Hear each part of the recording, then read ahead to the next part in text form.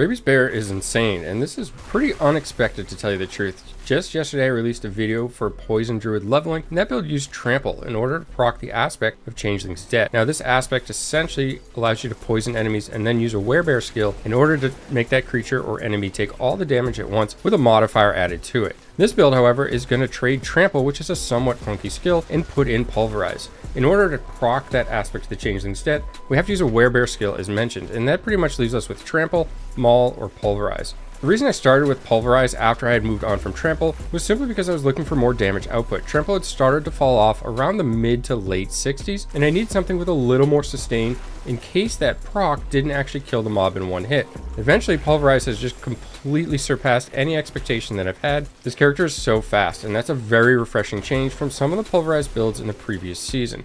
Often a lot of people complain that either Pulverize was clunky, unfun, or just had low mobility and move speed because of all the other optimization it needed from the stats on other particular gear slots. Well, this build basically alleviates that and then makes it way more fun, and it's so enjoyable just being able to zip around, get to all these packs, spread poison dots out, and then quickly wipe the enemies out. The character is also incredibly tanky. You can see here, armor capped at this particular level. This will likely remain the case as levels increase. You can even get a title that matches Rabies Bear. What else could you look for in this build? Let's go ahead and take a look at a couple of the aspects real quick so that we can continue talking about the build as we play. First up is Virulent Aspect, and this is going to allow Rabies to reduce its cooldown when it infects enemies. This, for large packs, it gets better and better. When you're on a single target, this can have a minimal effect. However, it's incredibly nice for a clear speed. You can cast Rabies, position yourself with the Pulverize, and then take advantage of this, and it'll almost always be back off a cooldown. Aspect of the Changeling's Debt, as mentioned, and I just want to show this so that anybody can see it if they're unaware of what this does. When you damage a poisoned enemy with a Werebear skill, and we have two means of poisoning through abilities, that's going to be Poison Creeper and Rabies. You can then follow up with a Werebear skill and instantly deal a large amount of damage to them. So what exactly did I mean by repositioning yourself after using Rabies? Well, we're going to use Rabies. We're going to take advantage of the werewolf's movement speed increases that we get through the skill tree and various other methods like just affixes on our gear, and then we can make sure that this Pulverize is going to capitalize for maximum damage. An added advantage of this is that it gives the Rabies time to spread. Spreading is going to reduce the cooldown, and on top of that, more enemies will have poison inflicted, that you can do more devastating damage when you unleash that Pulverize and basically take everything out all at once or in very few Pulverizes. This really helps with the sustain on your spirit, and with this build we do currently still have a generator on it or a basic attack through Storm Strike. However, I'm not sure this is going to be needed. In fact, I suspect we'll be able to remove this from the skill loadout entirely,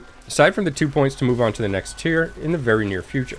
What I mean by that is you're always going to need 2 points in order to move to the second tier. So I imagine with time we'll be able to swap some things into the build or make a few changes because this build is still in progress, right? We've just now transitioned to this build, just showing it off because I think this is going to absolutely be the build of this season. I think it has a lot more flexibility, definitely has more mobility and movement speed, which I think will be really important in the gauntlet. So you always need those 2 points here to get to the next tier. There's also not really enough skill points to get everything we would like. There's still some things that have large advantage to this build. I'll leave all this information in the build link in the description that you can check out and see where all these points are placed rather than taking up your time doing it here. But I do want to mention one thing. What I want to mention is if you need more resistance, you can always take Ancestral Fortitude. You'll of course have to pull these points from somewhere. Same thing with Vigilance. If you find yourself lacking survivability, Vigilance is a good talent just because you're going to have multiple defensive cooldowns with Earthworm Bulwark and also Bloodhowl. Bloodhowl has a relatively short cooldown. This is great because it allows us to top our spirit off or just get some spirit in general. And you can see I'm just essentially spamming Rabies here, poisoning everything I can, following up with a Pulverize. And the reason I'm moving, I can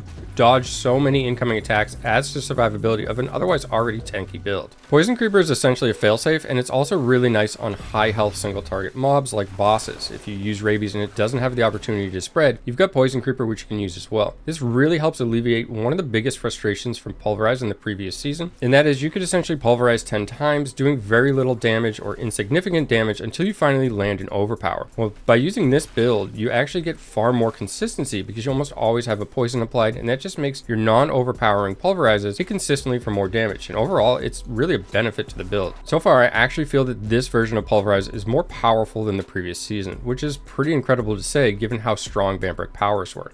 Let's take a look at a boss here. So again, I'm going to apply Rabies. I don't need that to spread, so I can Pulverize right away. Here's where I can use that Poison Creeper, get another form of poison up. At this point you may use your generator, and that's just going to add some increased damage mitigation. As soon as you get your Rabies back up, you'll just continue in this format. Now you can always Pulverize in the meantime, but just see that the hits, similar to Pulverize in the past, aren't going to be enormous unless you happen to land an overpower hit at that point. Manage your cooldowns. You can apply both the Poison Creeper and the Rabies at the same time. You'll deal additional damage through the aspect as well. I'll continue to update the guide and the mobalytics link in the video description, including things like Paragon trees or any changes I make to the skill tree, so you can be reassured that anytime you visit the link, it's got the most current version that I'm running. I plan to run this at least to level 100. I'm having an absolute blast playing this build, which very much came as a surprise since I was leaning towards either Lightning Storm or Lightning Shred build for a long period of time prior to the season start. As always, thanks for taking the time to watch and have a great day.